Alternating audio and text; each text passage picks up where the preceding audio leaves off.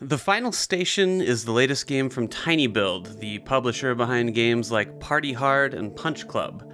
This go around, we're leaving the boxing ring behind for a post-apocalyptic future in which a mysterious monstrous force has kind of fucked up the planet. You play as Train Driver Man, who's tasked with delivering precious cargo that will save humanity while also rescuing any survivors he finds along the way. Recent security upgrades mean that each station is equipped with blockers that will prevent your train from moving any further until you input a numerical code provided to you by the station manager. At first, this is just a matter of talking to the right person, but each stop quickly devolves into exploring dangerous territory and battling enemies in order to find the all-important code. The game is kind of broken up into these two halves, one in which you're exploring the stations, killing monsters, and trying to find the codes, and then the other half where you're actually on the train, managing both the train's equipment and keeping the passengers that you've rescued alive until you reach the appropriate station for them to get off at. Each passenger has a reward listed under them, and if you're able to keep them alive until they reach the necessary station, you'll receive whatever that reward may be. So let's talk first about the part that I really enjoy in this game, which is exploring the stations in order to find the codes so that you can unlock the blockers. These segments make up the bulk of the game's play, and they're very, very tightly designed. You'll find yourself constantly running out of ammunition and just barely having enough supplies to get by. There's a wide variety of enemies that will be attacking you, and they all have slightly different methods that you'll need to deal with them. The standard enemy can just be headshotted. The little grunts who rush at you need to be shot multiple times before you can take them down. Some enemies are wearing body armor, and you'll have to actually do a melee attack on them to knock off their helmet before you can get a good shot at them. You have the incredibly helpful ability to charge your melee attack, and if you allow it to fully charge, that will actually take out the standard enemies in one hit, which will really help with conserving your ammo.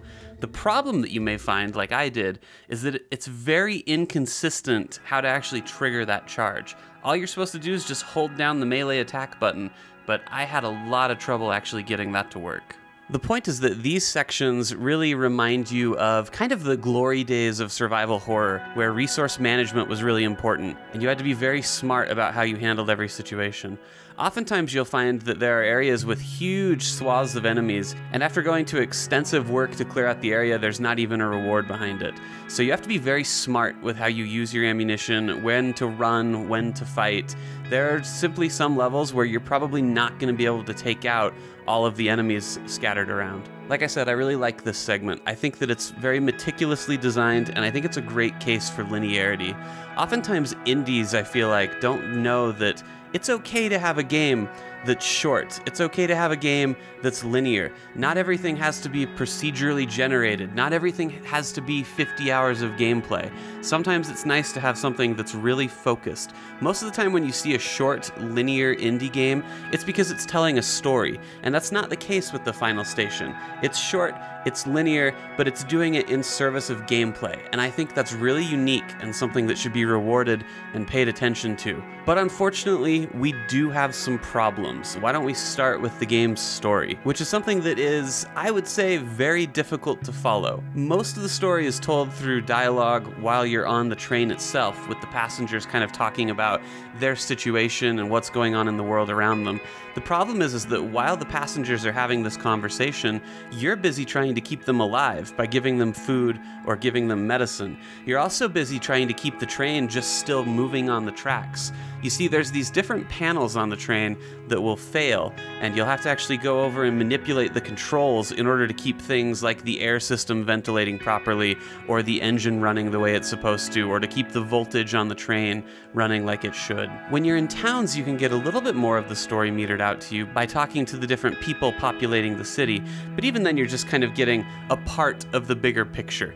I had a pretty rough idea by the end of the game what was going on, but I wouldn't say that I was completely in the know about the situation. And that may be intentional. It might be something that's meant to be vague. The problem is that when you pair this up with a story that's difficult to experience because of gameplay getting in the way, and then stir in maybe some poor translation in certain segments, it's difficult to say if the story is confusing on purpose, confusing because you can't pay proper attention to it, or confusing because it's poorly translated. Hard to nail down which one it actually is. The story culminates in the ending, which I would describe as abrupt and somewhat nonsensical. In fact, the whole last hour of the game is really where things kind of fell apart for me, and my score kind of dropped down just a little bit. tinyBuild's press release that they sent out says that the game runs for about 5 to 6 hours, but my playthrough, which I felt was rather thorough, only clocked in at about 4. Now, I don't really think this is a problem. I think it's more indicative of the issue with the audience that we're catering to. People are very hesitant nowadays to say that they have a short game. Nobody wants to come out and admit that they have a game that's 3 or 4 solid hours. If your game is 4 hours, it is guaranteed that you're going to bump that up by 2 when you send out pressers. Look at Firewatch, a game that definitely only clocks in at 3 hours, but Campo Santo knew they would be insane to say that it only runs for that length of time because no one would buy it, which is a shame because I don't think there's anything wrong with paying $15 for a game that is really good for a short amount of time. Now, it's not quite what we have in this situation, but it's close. Sticking to that final hour of the game, one of the things that really upset me is that that last batch of passengers that you rescue will still give you your reward, but you'll find that the final town that you arrive in doesn't have any shops. There's nothing to spend all the money that you just won on. And so at that point, it feels like the game just wasted your time. Like you went to all this trouble to save these people, and then you didn't really get anything out of it. It's kind of an odd choice, and it sort of makes me speculate that maybe this game ends sooner than it was supposed to, but we were getting to a point where it just needed to be released, and they decided to, just get it out there. That would also explain the kind of strange ending that shows up as well. The train gameplay is kind of a missed opportunity in general. You'll find that on each trip, only one component will ever need to be adjusted. When I first started playing, I kind of saw what could be a fun mini-game here, where you're jumping back and forth between the different controls, trying to make sure that everything stays in order. But instead, what you'll do is you'll just kind of find yourself camping the one control that's breaking on that trip, while occasionally just getting little bits and pieces of the story as the passengers talk. I kind of wish that the cities were a little bit more interactive. People will talk to you, and sometimes you can even speak to certain people multiple times, but for the most part, nothing that you do there really has a lot of weight. You can pick up new passengers while you're in the city, and so I would definitely recommend talking to everyone, but other than that, there's not really a whole lot to do. Take this guy, for example. He asks me to check on his meat. I go down, I check on his meat. I come back, and he can't even be bothered to see what the meat status is. How hard would it have been to just have him give me like a little item or something for my trouble? But instead, it's just something where you talk to people, they say their piece, and then they never say anything ever again. There's some other bizarre choices that show up in the game. I spent a lot of time upgrading my pistol, putting a laser sight on it, increasing its capacity, and then in the game's final acts, it just replaces the pistol completely with a rifle that can't be upgraded, that doesn't have a laser sight, that doesn't have any of that stuff. And so I went from doing these amazing headshots on enemies to taking 2 or 3 hits just to take down a regular one. It's just strange. I don't understand why they did that, and there's lots of just little choices like that that don't work. Everything just kind of falls apart in the back piece, which is really a shame because for the most part, I really liked the final station.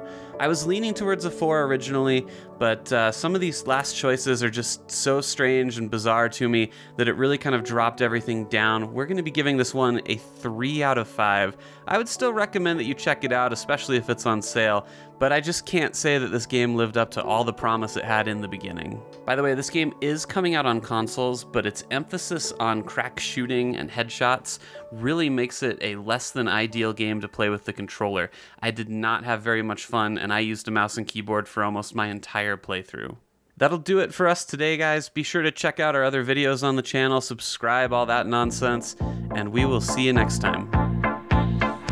2 to the 1, from the 1 to the 3. I like good pussy and I like good trees. Smoke so much weed you wouldn't believe, and I get more ass than a toilet seat. 3 to the 1, from the 1 to the 3. I met a bad bitch last night in the D. Let me tell you how I made her leave with me. Conversation and Hennessy. I've been to the motherfucking mountaintop.